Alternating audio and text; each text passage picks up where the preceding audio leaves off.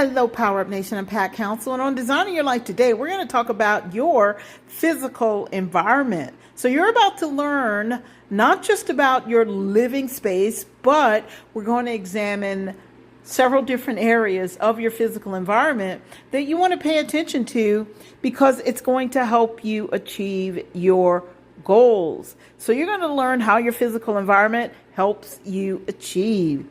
With that being said, before we jump right into that, remember, this is our Summer Success Series, and the information that I'm sharing with you on each podcast is specifically designed to help you refresh and reignite your goal-setting journey, help you to get back on track, give you the confidence boost that you need, but also help you to have a better understanding or provide information that will give you a better understanding of why you're built by design to win, why you're here to do life with power, and for you to be excited about that, for you to embrace the essence of who you are. With that being said, I've added another upload for you to download from Designing Your Life Today, the Summer Success Series. So you can go to designingyourlifetoday.com/Summer Success Series. Now, what I've added is a risk-taking assessment. Why is this so important? If you have set some goals, you need to kind of maybe dig a little deeper and discover some more about yourself. The goals that you set, do they involve a certain level of risk taking? And if so, are you up for the task? Now, it doesn't mean if you do this assessment and it shows that you're not a risk taker, then you get to decide if you want to become more of a risk taker. I'm more of a calculated risk taker, and I always suggest to people that if they're going to take a risk, at least calculate the odds first. Because if you can live with the outcome of you not getting the results that you were after, if you can live through that, then go ahead and take the risk. Because the other side to that is you may get more than you expected, because part of taking a risk involves you tapping into your faith a bit. Also, the daily routine sample list is there for you to download. It gives you an idea as to how to set a daily routine. And that way you can not only get on track, but you can stay on track because you're focused and you're in the process of establishing a system that works for your success. If you've missed some of our episodes since the Summer Success Series began, please go back and take a listen. Let go and grow today. Be aware of how capable you are. That one is extremely powerful. Also, a real truth about your goal achievement, how to change your reality to fit your vision. And there's so many more that you can listen to. Simply go to designingyourlifetoday.com, click on the podcast button. Now, some of the podcasts that I've done over the last couple of days may not have transferred to the site. And so with that being said, you can actually go to my Facebook page, Designing Your Life Today, and you can catch up on the episodes. We've also uploaded the episodes to my Facebook page, or the Designing Your Life Today Facebook page, not the Pat Council Facebook page. All right, so let's talk about how your physical environment helps you achieve. Now, this may seem obvious because your physical environment includes your actual environment and it includes your physical person. So when you think about achieving your goals, it is important that you understand how powerful you really are. Because your physical body is actually a gift from God. And it's the temple that houses your spirit. It houses the Holy Spirit. And you've actually been given responsibility over that physical body. So you're supposed to take care of it because you need your physical body to carry out your calling, to follow through on your purpose. And so this should indicate to you clearly that we are all built by design to win, because the body that you came here in It is designed for you to carry out whatever you've been called to carry out. Now, you guys have heard me talk about the fact that I have to make sure I work out, and I've been taking care of my body because for a little while there, I was so busy taking care of everyone else and making sure that everyone else was on point with achieving their goals and following through on their purposes through my coaching and other friends of mine and just other people, period. And so I finally had to tug my own coattail and say, wait a minute, if you don't take care of you, and remind myself of the responsibility that I have to myself to take care of my physical environment. I said, if you don't take care of you, you're not going to be able to achieve your own personal goals. And not only that, you're not going to be able to achieve the goals that you need to achieve so that you can continue to provide information that expresses and explains, clearly explains and proves that we are all built by design to win. So what do you think I did? I got back on track. So why am I sharing that with you? Because if you are not taking care of your physical body, and this includes more than just eating right and exercising. We're talking getting enough sleep and making sure that if whatever it is you need so that you can be physically strong and have that power that you need, okay, that high energy, just running when you need it to run, then it's important that you do whatever it takes to make that happen. And we are not all the same. And so sometimes people expect us to all be the same, work out with the same intensity and these kind of things, but we're different ages, different body types. And we even like to do different exercises. Some people like to run. Some people like to dance or do aerobics and that kind of thing. I'm a fan of aerobics and dancing and that kind of. Some people like to do Pilates, and of course there is yoga. And so some people like to do these kinds of things as an exercise regimen. And you get to decide what works for you. But the object of the game is for you to pay attention to what's going on with that. In other words, when you're done with all of that, how's your energy level? How are you vibrating?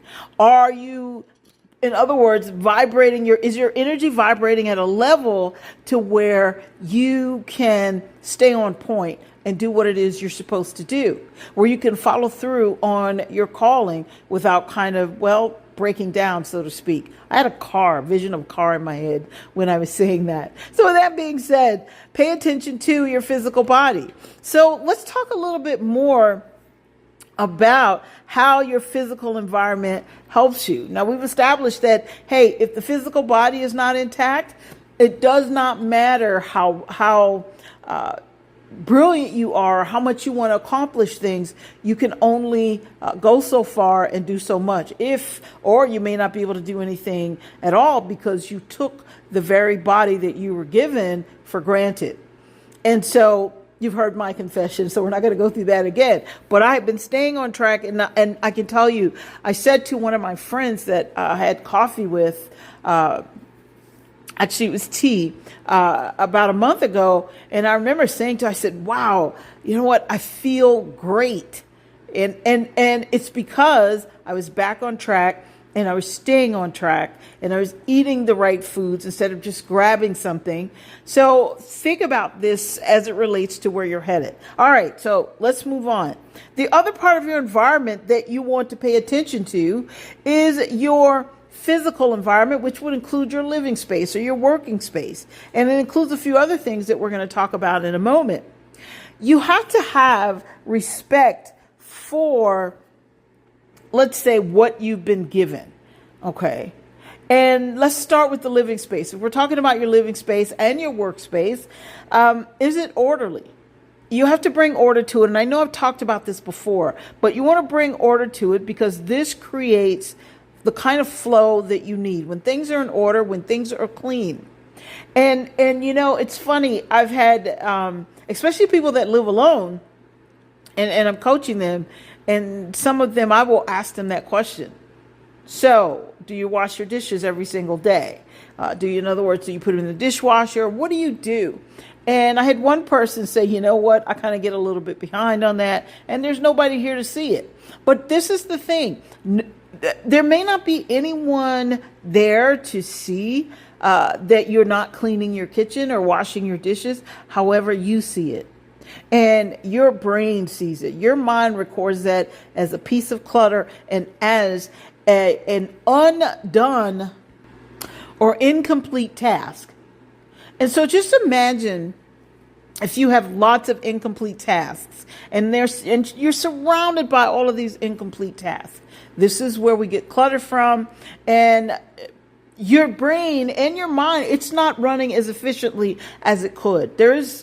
You have some clarity as to what you want to accomplish, but you're not going to accomplish everything or the most important things for that day.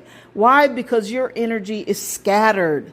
So there is a reason why you have to respect the environment that you live in. As I said, it creates the flow, and you need that flow so that you can follow through on your calling, fulfill your purpose, and just keep moving. Your environment can make you feel capable or incapable. And while you may say, you know what, my skill set is on point, I know exactly what to do, so why would I feel incapable? Because you have tasks that are not completed. And if you have a series of incomplete tasks, it always makes you feel like you're not doing enough or you're not getting something done. Or there's, of course, things that are left undone, which taps into your energy, and it kind of lowers your vibration and lowers your ability to stay on task.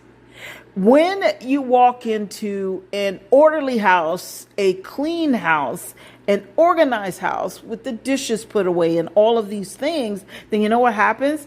You start to feel very good about where you are. You know, I shared this on podcast. It's probably been a while now, maybe even last year. And I talked about the fact that because, I have a lot of things going on in my mind and there are different things that I like to work on. And so I have to make sure, first of all, that I focus on one thing at a time.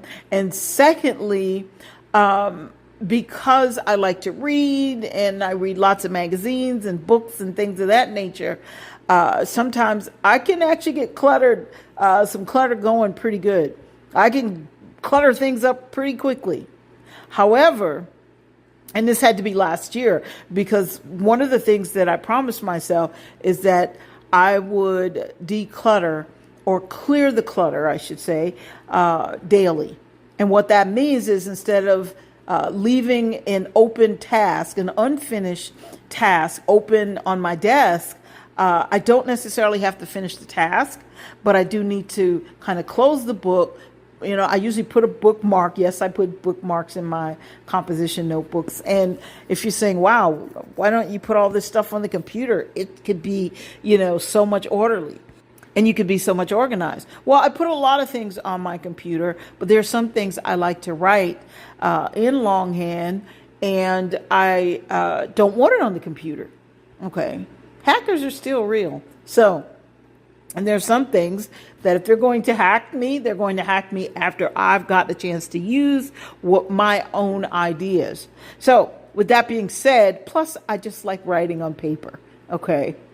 So it helps me be more creative.